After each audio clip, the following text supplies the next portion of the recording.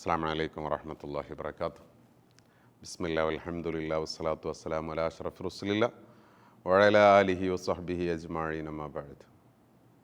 സ്നേഹനിധികളായ സഹോദരങ്ങളെ, വിശുദ്ധ റമളാനിൻ്റെ പവിത്രമായ ദിനരാത്രങ്ങളിലൂടെ നാം സഞ്ചരിച്ചു കൊണ്ടിരിക്കുകയാണ്. സമൂഹത്തെ സംബന്ധിച്ചിടത്തോളം നിരവധി ആശങ്കകളും പ്രശ്നങ്ങളെയും സമൂഹം അഭിമുഖീകരിക്കത്തക്ക വിധത്തിലുള്ള നിരന്തരമുള്ള വാർത്തകളും ആ നിലക്കുള്ള വിവരങ്ങളുമാണ് നമ്മുടെ സമൂഹത്തിൽ ചുറ്റും ഉയർന്നുകൊണ്ടിരിക്കുന്നത്. പ്രത്യേകിച്ച് നമ്മൾ സെഡ് ജനറേഷൻ എന്നും ആൽഫ ജനറേഷൻ എന്നൊക്കെ വിളിക്കുന്ന നമ്മുടെ പുതിയ തലമുറയിൽ നിന്ന് നമ്മുടെ ക്യാമ്പസുകൾ, നമ്മുടെ കലാലയങ്ങൾ ഒക്കെ കേന്ദ്രീകരിച്ച് നടക്കുന്ന ലഹരിയുടെ, സിന്തറ്റിക് ഡ്രഗ്സുകളുടെ, അതുപോലെയുള്ള അക്രമങ്ങളുടെ, സഹപാഠികളെ ക്രൂരമായി കൊല്ലുന്നതിൻ്റെ വാർത്തകളൊക്കെ നിരന്തരം നമ്മുടെ സമൂഹത്തിൽ വന്നുകൊണ്ടിരിക്കുകയാണ്. രക്ഷിതാക്കളെ സംബന്ധിച്ചിടത്തോളം വലിയ ആശങ്കകൾ, നാം നമ്മുടെ ഭാവിയുടെ പ്രതീക്ഷകളായി കാണുന്ന, നമ്മുടെ നാടിന്, സമൂഹത്തിന്, ജനതയ്ക്ക് നാളെ വഴി തെളിയിക്കേണ്ട, ഈ രാഷ്ട്രത്തിൻ്റെ വെളിച്ചമായി മാറേണ്ട, ഊർജമായി മാറേണ്ട നമ്മുടെ തലമുറകൾ ഇങ്ങനെ വഴിതെറ്റിപ്പോകുന്ന, ട്രാക്ക് തെറ്റിപ്പോകുന്നു എന്ന് സമൂഹം പേടിക്കത്തക്ക വിധത്തിൽ വിഷയങ്ങൾ വന്നുകൊണ്ടിരിക്കുകയാണ്. ഈ ഒരു സന്ദർഭത്തിൽ നമ്മളൊന്ന് അവരെ കുറ്റപ്പെടുത്തുന്നതിന് പകരം, കുറ്റപ്പെടുത്തുക എന്നത് ഒന്നിനും പലപ്പോഴും പരിഹാരമല്ല. അതുകൊണ്ട് തന്നെ നാം നമ്മെക്കുറിച്ചും നമ്മുടെ കുടുംബത്തെക്കുറിച്ചും നമ്മുടെ സൊസൈറ്റിയെക്കുറിച്ചും നമ്മൾ സ്വയം വീണ്ടും വിചാരം നടത്തുക എന്നതാണ് ഇതിൻ്റെ ഒരു പരിഹാരം എന്ന് പറയുന്നത്. മക്കൾ എന്ന് പറയുന്നത് അല്ലാഹു റബ്ബു തആല, പടച്ച തമ്പുരാൻ നമുക്ക് നൽകുന്ന ഒരു വരദാനമാണ്, വലിയൊരു അനുഗ്രഹമാണ്. പക്ഷേ ഈ മക്കളെ എങ്ങനെ പോറ്റി വളർത്തണം എന്നുള്ളത് ഒരു വലിയ വിഷയമാണ്. പാരൻറ്റിങ് എന്ന് പറയുന്നത് അതിന് ജൈവികമായ, ഭൗതികമായ, ആത്മീയമായ ഒരുപാട് ചേരുവകൾ ചേർക്കുമ്പോഴാണ്, ഒരുപാട് ചേരുവകളുടെ കൂടെയാണ് നമുക്ക് ഈ ഒരു തലമുറയെ വളർത്തിക്കൊണ്ടുവരാൻ കഴിയുക എന്നുള്ളത്. ജന്മം നൽകുക എന്നത് പ്രകൃതിയിലെ എല്ലാ ജീവജാലങ്ങൾക്കും പറ്റുന്ന ഒന്നാണ്. അതേസമയത്ത് ഒരു ഉമ്മയാകുക, ഉപ്പയാകുക, മാതാപിതാക്കളാകുക, അവരെ പോറ്റി വളർത്തുക എന്നത് പ്രകൃതിയിൽ മനുഷ്യനോളം അതൊരു വലിയൊരു ഭാരിച്ച ഉത്തരവാദിത്തമായിട്ട് ഏറ്റെടുക്കുന്ന, അല്ലെങ്കിൽ ഏറ്റെടുത്ത് നടത്തുന്ന, ഏറ്റെടുക്കാൻ വിധിക്കപ്പെട്ട മറ്റൊരു ജീവജാലങ്ങളെ, മറ്റൊരു ജീവനെ നമുക്ക് കണ്ടെത്താൻ കഴിയില്ല. യഥാർത്ഥത്തിൽ നമുക്ക് കൃഷിയോട് മനുഷ്യൻ്റെ ഈ ജീവിത രീതിയെ ഉപയോഗപ്പെടുത്താൻ കഴിയും, അല്ലെങ്കിൽ ഉപമിക്കാൻ കഴിയും. ഒരാൾ ഒരു നാട്ടിൽ, നമ്മുടെ കർഷകരെ സംബന്ധിച്ചിടത്തോളം, നമ്മളൊരു കൃഷി ചെയ്യുന്ന സമയത്ത് നല്ലൊരു പ്രൊഡക്റ്റ് ഉണ്ടാകണമെങ്കിൽ, നല്ലൊരു ഉൽപ്പന്നം ഉണ്ടാകണമെങ്കിൽ, നല്ലൊരു വിഭവം ഉണ്ടാകണമെങ്കിൽ അവിടെ 6 ചേരുവകൾ ചേരേണ്ടതുണ്ട്. 6 അടിസ്ഥാന ചേരുവകൾ ചേരുമ്പോഴാണ് നല്ലൊരു വിഭവം ഉണ്ടായിത്തീരുക, അല്ലെങ്കിൽ നല്ലൊരു ഉൽപ്പന്നം ഉണ്ടായിത്തീരുക.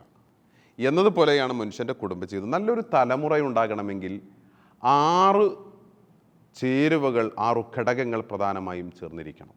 ഒന്ന്, നല്ല വിത്തുണ്ടാകണം. നല്ല വിത്തുണ്ടെങ്കിലേ നല്ല ഉൽപ്പന്നം ഉണ്ടാക്കാൻ ഒരു കർഷകന് സാധിക്കുകയുള്ളൂ.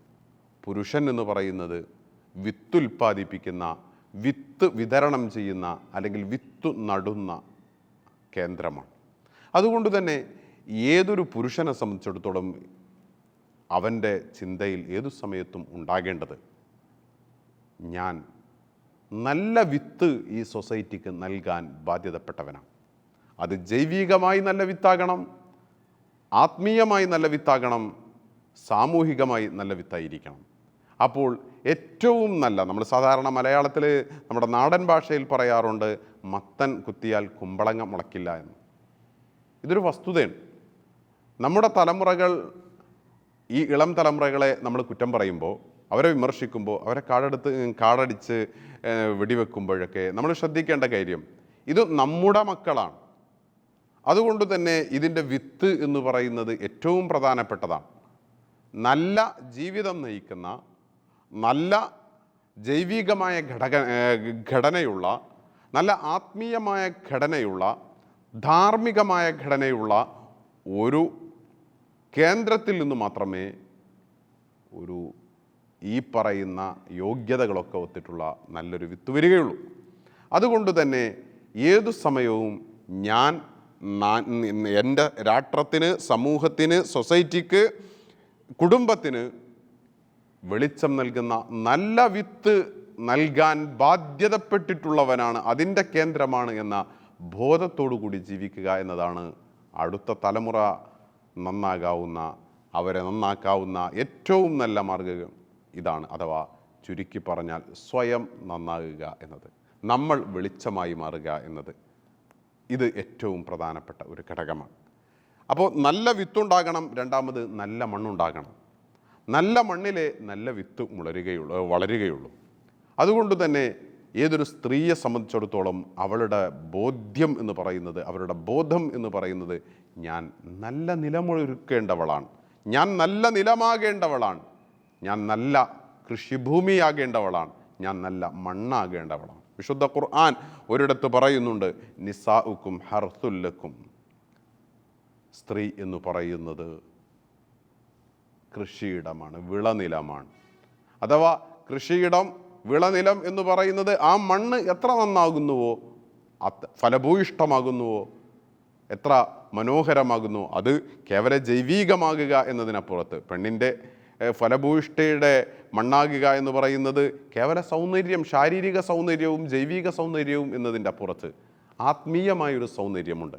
അടുത്ത ഒരു തലമുറ എങ്ങനെയാകണമെന്ന് തീരുമാനിക്കപ്പെടുന്നത് ഈ മാതൃത്വത്തിൻ്റെ മണ്ണാണ്. അതുകൊണ്ട് തന്നെ വിവാഹം കഴിക്കാൻ പുരുഷൻ തിരഞ്ഞെടുക്കുമ്പോൾ, വിത്ത് വിതയ്ക്കാൻ പുരുഷൻ തിരഞ്ഞെടുക്കുമ്പോൾ നല്ല മണ്ണ് തിരഞ്ഞെടുക്കുക എന്നത് പുരുഷൻ്റെ ബാധ്യതയാണ്. ഞാൻ നല്ല മണ്ണാകേണ്ടവളാണ് എന്ന ബോധം ഉണ്ടാകുക എന്നത്, അതിനനുസരിച്ച് തൻ്റെ ജീവിതത്തെ ക്രിയേറ്റ് ചെയ്യുകയും ജീവിതത്തെ ചിട്ടപ്പെടുത്തിയെടുക്കുകയും ചെയ്യുക എന്നത് പെണ്ണിൻ്റെയും ബാധ്യതയാണ്. അപ്പോൾ നല്ല മണ്ണാകുക എന്നത് ഏറ്റവും പ്രധാനപ്പെട്ടിട്ടുള്ള ഘടകമാണ്. മൂന്നാമത്തേത്, വിത്തുണ്ടായി, മണ്ണുണ്ടായി, ഇതുകൊണ്ട് മാത്രം ശരിയായില്ല, ഇനി നല്ല വെള്ളവും വളവും നൽകേണ്ടതുണ്ട്. നല്ല വെള്ളവും വളവും നൽകിയാൽ മാത്രമേ, നല്ല പരിചരണം നൽകിയാൽ മാത്രമേ, തെർബിയത്ത് എന്ന് പറയുന്ന അതിനെ പരിചരിച്ച് പോറ്റി വളർത്തുക എന്നത്. അപ്പോൾ മക്കൾക്ക് വേണ്ടിയിട്ടുള്ള വെള്ളവും വളവുമാണ് അവരുടെ സാമ്പത്തികമായിട്ടുള്ള, സാമൂഹികമായിട്ടുള്ള അവർക്കുള്ള ആവശ്യങ്ങൾ നിർവഹിച്ചു കൊടുക്കുക, അന്നപദാർത്ഥങ്ങൾ കൊടുക്കുക, വിദ്യാഭ്യാസം നൽകുക, ആത്മീയമായിട്ടുള്ള, ധാർമ്മികമായിട്ടുള്ള അന്തരീക്ഷം അവർക്ക് അറിവുകൾ അവർക്ക് നൽകുക. ഇത് മൂന്നാമത്തെ ഘടകമാണ്, വെള്ളവും വളവും നൽകുക എന്നത്. ഇത് നമ്മൾ മനോഹരമായി നൽകുന്നുണ്ടോ എന്നത് നമ്മൾ ശ്രദ്ധിക്കേണ്ടതുണ്ട്. ഇത് മൂന്നും ചേർന്ന് കഴിഞ്ഞാൽ നാലാമതായിട്ട് അതുകൊണ്ട് മാത്രം വിഷയങ്ങൾ തീരുന്നില്ല, നല്ല അന്തരീക്ഷമായിരിക്കണം. നമ്മൾ കൃഷി ഒരു വിഷയം ഉൽപ്പാദിപ്പിക്കുന്ന സമയത്ത് നല്ല അന്തരീക്ഷത്തിലായിരിക്കണം. ഇപ്പോൾ നല്ലൊരു ചെടി, നല്ല മണ്ണാണ്, നല്ല വളമുണ്ട്, നല്ല വിത്താണ്, പക്ഷേ അത് സൂര്യപ്രകാശമൊന്നും വേണ്ടത്ര കിട്ടാത്ത ഇടത്താണ് ഈ ചെടി കൊണ്ടുപോയി വെക്കുന്നത് എങ്കിൽ പ്രശ്നമാണ്, അത് വളരില്ല. അല്ലെങ്കിൽ അമിതമായ ചൂടുള്ള ഇടത്താണ് വെക്കുന്നത്, അഥവാ ഒരു ചെടിയുടെ ഒരു അന്തരീക്ഷത്തെ സംബന്ധിച്ചിടത്തോളം ആ ചൂട് താങ്ങാൻ പറ്റാത്തതാണ്, അവിടെയും പ്രശ്നമാണ്. അപ്പോൾ അവിടെയും അത് ശരിയാകുകയില്ല. അഞ്ചാമതായി നമ്മൾ ശ്രദ്ധിക്കേണ്ടത് ഇവിടെ അതിൻ്റെ പരിചരണം എന്ന് പറയുന്നത്, അതിൻ്റെ മെയിൻ്റെയിൻസ് എന്ന് പറയുന്നത്, സ്വാഭാവികമായും ഒരു വിത്തിനെ സംബന്ധിച്ചിടത്തോളം സ്വാഭാവികമായിട്ട് അതിനു ചുറ്റും കളകൾ വരിക എന്നുള്ളത്. ഒരു കൃഷി ഉണ്ടാക്കി സ്വാഭാവികമായിട്ടും അവിടെ കളകൾ വരും എന്നുള്ളതാണ്. അപ്പോൾ കളകൾ വരുന്ന സമയത്ത് സ്വാഭാവികമായിട്ടും ആ കളകൾ പറിച്ചു കളയുക എന്നത്, ഇത്തിക്കണ്ണികൾ വരും എന്നതാണ്. ആ ഇത്തിക്കണ്ണികൾ പറിച്ചു നടയുക എന്നത്, അതിനെ പറിച്ചൊഴിവാക്കുക എന്നത് ഏറ്റവും പ്രധാനപ്പെട്ടിട്ടുള്ള ഘടകമാണ്.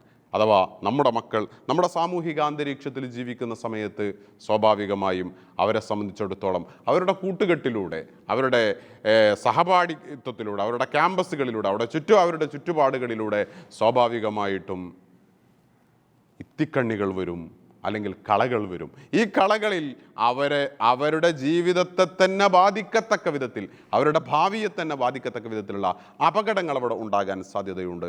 അതുകൊണ്ട് തന്നെ ആ അപകടങ്ങളെ നമ്മൾ തിരിച്ചറിയുക എന്നത്, ആ കളകളെ മുറിച്ചു മാറ്റുക എന്നത് ഏറ്റവും പ്രധാനപ്പെട്ടിട്ടുള്ള ഘടകമാണ്, ഏറ്റവും അടിസ്ഥാനപരമായി നമ്മൾ ശ്രദ്ധിക്കേണ്ട ഘടകമാണ്. ഈ കളകൾ ഇന്ന് നമ്മുടെ തലമുറകൾക്ക് ചുറ്റും സ്വാഭാവികമായും സോഷ്യൽ മീഡിയകളുടെ റിയാലിറ്റിയുമായി യാതൊരു ബന്ധവുമില്ലാത്ത റീൽസുകളുടെ അതുപോലെ മറ്റു സാമൂഹികമായിട്ടുണ്ടാകുന്ന ഒരുപാട് പ്രശ്നങ്ങളുടെയൊക്കെ കളകൾ അവരുടെ ചുറ്റും വളർന്നുകൊണ്ടിരിക്കുകയാണ്. ഇതിനെ നല്ല രീതിയിൽ വിഭാടനം ചെയ്യുക, മാറ്റുക എന്നത് ഏറ്റവും പ്രധാനപ്പെട്ടിട്ടുള്ള ഘടകമാണ് എന്നത് നമ്മൾ മനസ്സിലാക്കേണ്ടതാണ്. ആറാമതായി, ഈ 5 എണ്ണം ഉണ്ടായി എന്നതുകൊണ്ട് മനുഷ്യൻ്റെ ജീവിതത്തെ ചിട്ടപ്പെടുത്താൻ കഴിയുകയില്ല. മറിച്ച് വിത്ത് നന്നായി, നല്ല മണ്ണും വളവും ഉണ്ട്, നല്ല മണ്ണാണ്, വെള്ളവും വളവും ഉണ്ട്, നല്ല അന്തരീക്ഷമുണ്ട്, നല്ല പരിചരണമുണ്ട്. ഇതുകൊണ്ട് മാത്രം നമുക്ക് സാധ്യമാകുകയില്ല. ആറാമത്, പടച്ച തമ്പുരാൻ മാത്രം തീരുമാനിക്കേണ്ട ഒന്നുണ്ട്. അഥവാ ഇതൊക്കെ നന്നായാലും കൃഷി നന്നാകണമെങ്കിൽ സ്രഷ്ടാവായ തമ്പുരാൻ്റെ ദയാദാക്ഷിണ്യം വേണ്ടതുണ്ട്, അവൻ്റെ അനുഗ്രഹം വേണ്ടതുണ്ട്. അതുകൊണ്ട് തന്നെ നമ്മൾ സദാസമയവും പ്രാർത്ഥിക്കേണ്ടതുണ്ട്. റബ്ബന ഹബ്ലന മിൻ അസ്വാജിന വദുർരിയാതിന ഖുറത്ത അയ്യുനിൻ വജഅൽനാ ലിൽ മുത്തഖീന ഇമാമ. പടച്ച തമ്പുരാനെ, പടച്ചവനെ, റബ്ബന ഹബ്ലന മിൻ അസ്വാജിന വദുർരിയാതിന, പടച്ചവനെ ഞങ്ങളുടെ ഇണകളിൽ നിന്ന്, ഞങ്ങളുടെ മക്കളിൽ നിന്ന് ഞങ്ങൾക്ക് നൽകണമേ. ഖുറത്ത അയ്യുനിൻ, കൺകുളിർമ നീ നൽകണമേ. ഞങ്ങളുടെ മക്കളെ, ഞങ്ങളുടെ ഇണകളെ നോക്കുന്ന സമയത്ത് ഞങ്ങൾക്ക് സന്തോഷവും കൺകുളിർമയും തരത്തക്ക വിധത്തിൽ നീ അവരെ വളർത്തണമേ. വജഅൽനാ ലിൽ മുത്തഖീന ഇമാമ, ഭക്തർക്ക് നായകന്മാരാക്കി ഞങ്ങളെ നീ മാറ്റണമേ. ഇങ്ങനെ നിരന്തരം പ്രാർത്ഥിക്കാൻ കൂടി നമ്മൾ ബാധ്യസ്ഥരാണ്. ഈ ഘടകങ്ങൾ മുഴുവനും നമ്മൾ ശ്രദ്ധിക്കുകയാണെങ്കിൽ നല്ലൊരു തലമുറയ്ക്ക് ജന്മം നൽകാൻ, നല്ലൊരു തലമുറയ്ക്ക് വഴികാട്ടാൻ നമുക്ക് സാധിക്കും. അള്ളാഹു അനുഗ്രഹിക്കട്ടെ.